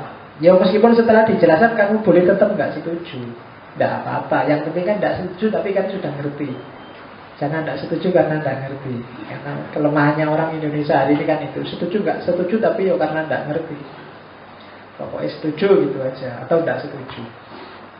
Oke, nah perkembangannya materialisme, variasi-variasi teorinya secara umum menurut saya ada 3 itu.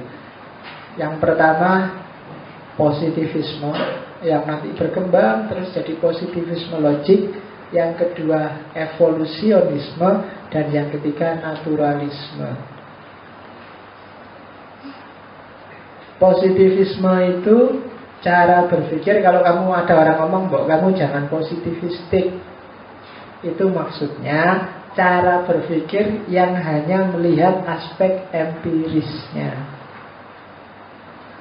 Jadi positivisme itu termasuk nanti positivisme logik. Itu yang dipercaya cuma 2. Yang kelihatan atau yang empiris, yang bisa diakses oleh indera, dan yang masuk akal. Di luar itu tidak diakui. Jadi yang diterima oleh positivisme cuma 2, empirisisme dan rasionalisme. Empirisisme itu dari Inggris, kalau rasionalisme dari Perancis. Kalau dari Jerman itu idealisme. Kalau dari Amerika itu pragmatisme. Itu namanya belajar filsafat yang kayak gini, namanya filsafat kontinental, berdasarkan kontinen. Meskipun nggak ada orang Amerika yang idealis, ya banyak. Pada ada orang Inggris yang pragmatis, ya banyak. Cuma secara kontinental ide-ide itu lahir dan besar di wilayah-wilayah itu. Jadi bagi orang positivisme, kamu ngomong apa aja, kalau ingin omonganmu berarti, bermakna, harus berawal dari realitas dan masuk akal. Berawal dari realitas yang tidak masuk akal ada imajinasi, dan imajinasi tidak termasuk kategori positivistik. Kalau ada orang ngomong imajinatif, ya berarti dia tidak ilmiah. Dari realitas direko-reko sendiri pakai akal. Kamu mereko-reko sendiri, ngarang-ngarang dewe. Seandainya 2014 aku jadi presiden, maka yang pertama-tama itu kan ngarang, tidak mungkin ada. Dan itu tidak positivistik pasti, tidak ilmiah. Ramalan, karangan itu tidak positivistik. Dan ini perkembangan lanjut dari materialisme. Di situ tak kasih contoh Agus Comte. Semua pasti ngerti Agus Comte.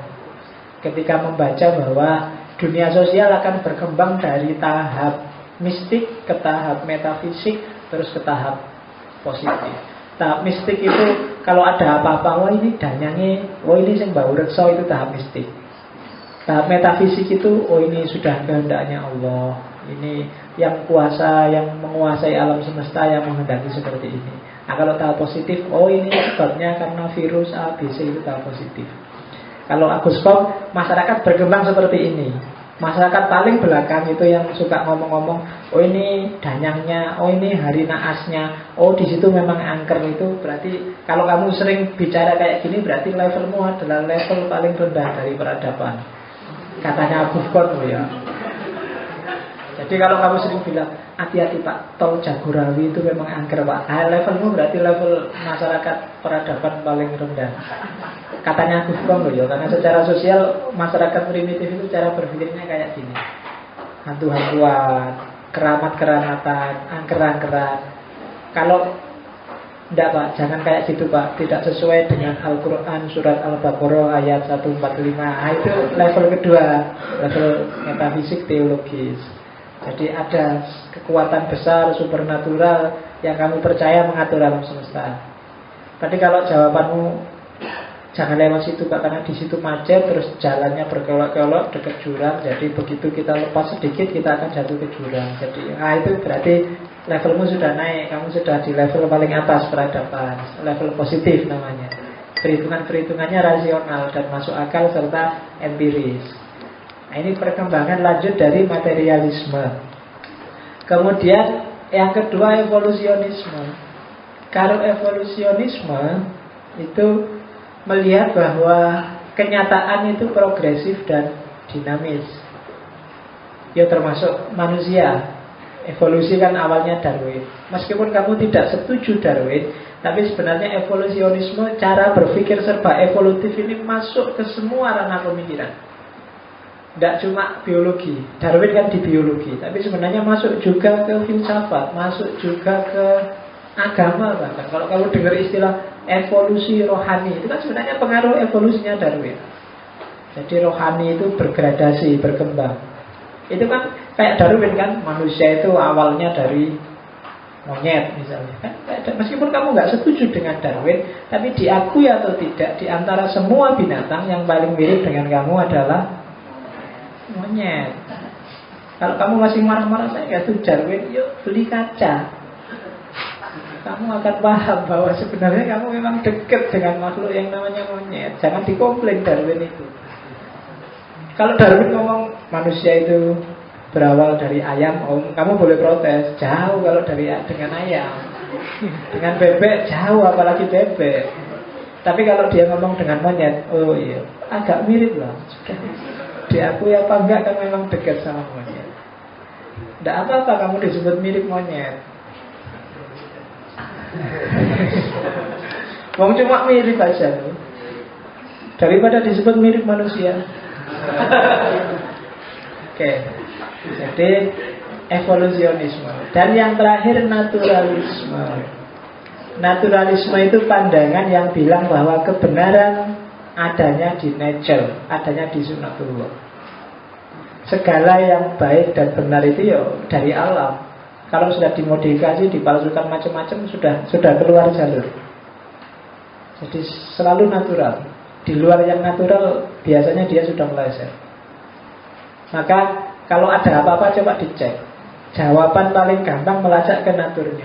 Misalnya, kok bisa sih kamu suka sama dia? Loh kenapa enggak? Aku cowok, dia cewek. Ini natural, fitrah. Berarti jawaban kayak gitu benar secara natural. Karena memang ya cowok suka cewek. Kalau cowok suka cowok malah enggak natural.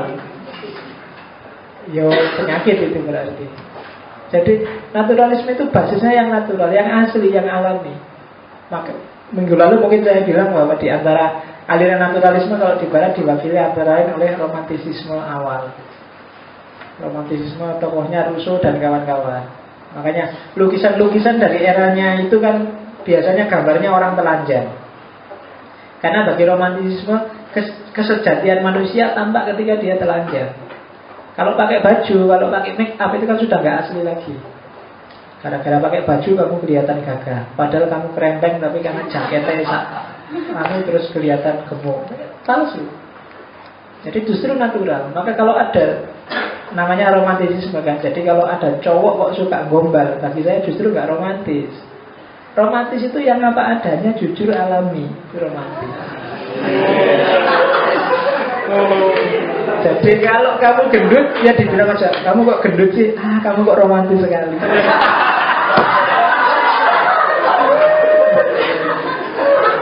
Iya kan ya, kan alami, ngomongin jujur apa adanya, alami dia ngomong apa adanya. Kamu belum mandi ya sejak tadi. Kamu kok romantis jadi.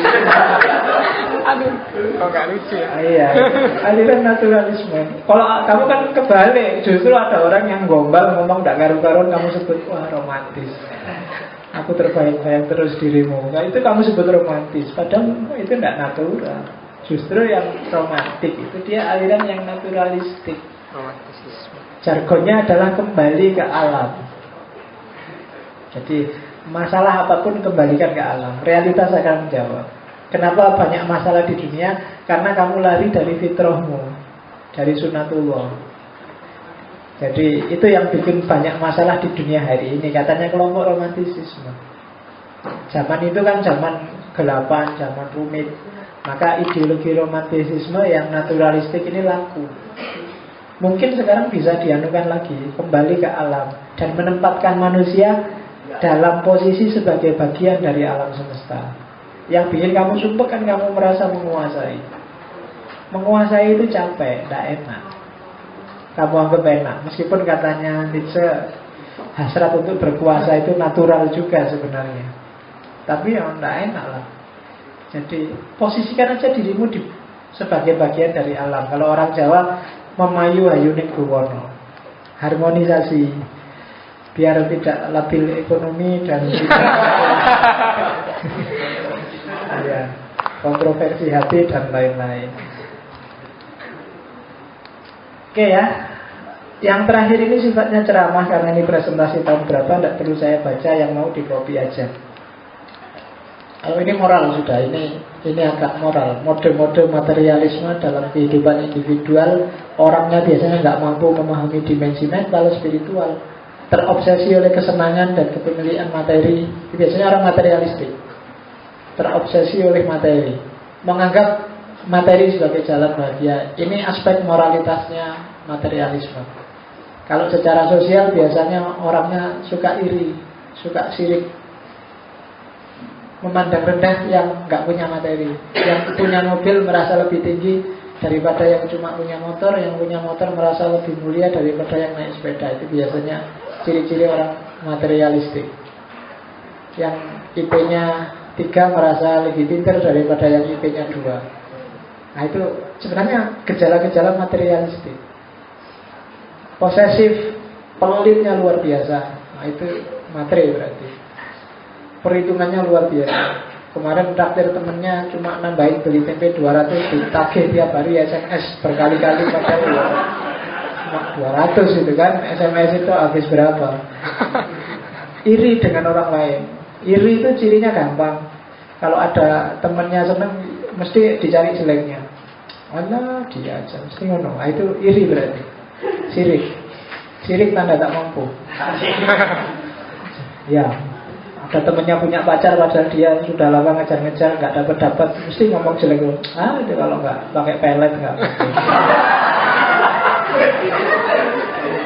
Ya kan, sirik itu berarti itu cuma dipakai main-main aja. Coba aja nanti kan dia diputus mesti kan, mesti gitu, mikirnya mesti gitu. Itu iri.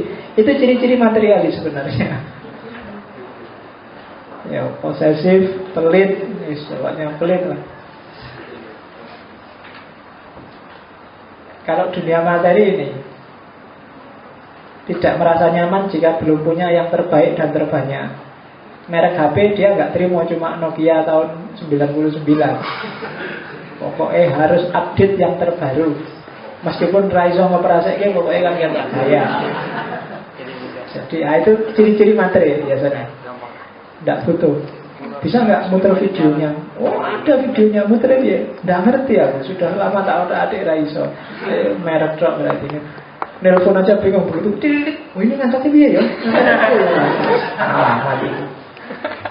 Mati penyakit. Selalu ingin lebih. Orang materi itu biasanya nggak puas dengan satu. Makanya hati-hati kalau punya cowok materi dan cewek materi. Selalu minta lebih. Dan ya melihat, apalagi kalau sudah punya suami, punya istri, nah itu yang gawat. Kalau sudah punya istri minta lebih kan gak enak. Bisa jadi perang di rumah. Makanya salah satu doa yang harus jangan sering-sering diucapkan oleh orang yang sudah punya istri itu, ya jangan sering-sering bersyukur. Karena Di dalam Al-Quran, barang siapa bersyukur Tambah. akan ditambah. Nah, in syakartum la azidannakum. Jadi besok yang istri-istri kalau ada suaminya bilang aku bersyukur punya istri kamu, nah, itu hati-hati kan.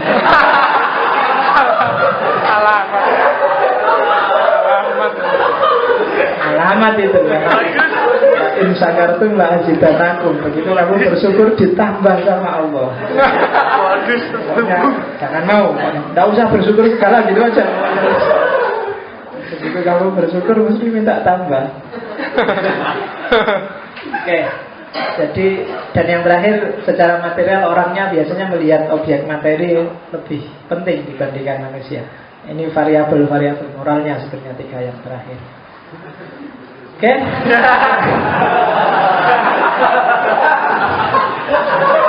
Baik. Tadi kok tiba-tiba surfing kok dapat gambar itu tak pikir lucu. Rasa dipikir jeru-jeru bos. Saya kok lihat gambarnya ya. Oke ya. Udah 10 menit kalau ada pertanyaan. Minggu depan kita akan ngomong karma dengan materialisme historis. Setelah itu kita ngomong idealisme. Wah, sama. Diam.